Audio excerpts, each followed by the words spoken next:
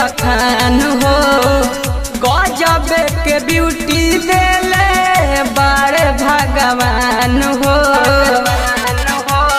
जान कातनाल करी तहरा रूप के बखान हो, गजब के ब्यूटी देले बारे भगवान हो। कारी कारी किसिया तो हर तिरछी नजरिया हमारा दिल के छुअता, बोलता रु जब हंसी हंसी बोलता रु जब हंसी हंसी तो मुँह से तहरा लौसी छुअता, बोलता रु जब हंसी हंसी तो मुँह से तहरा लौसी छुअता, तो मुँह से तहरा लौसी छुअता।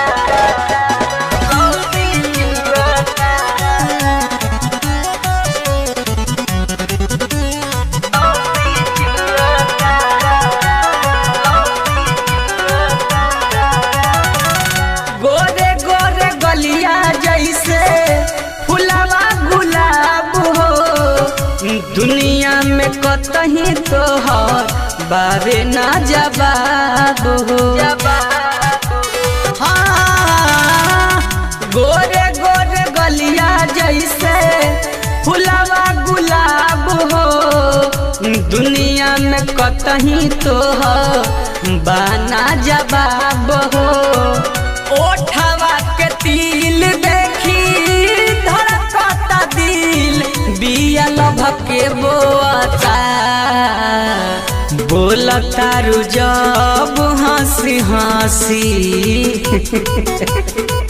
बोलता रु जब हंसी हंसी तो मुँह से तहरा लौसी छुअता, बोलता रु जब हंसी हंसी तो मुँह से तहरा लौसी छुअता।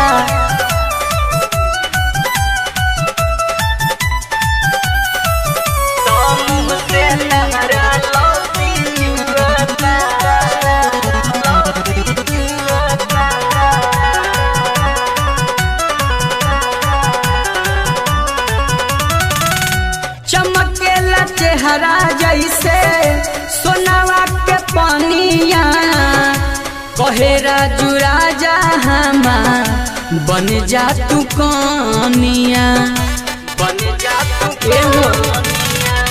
चमकेला चेहरा जैसे सोनावा के पानिया, कहे राजू राजा दीपक बन जा तू कनिया।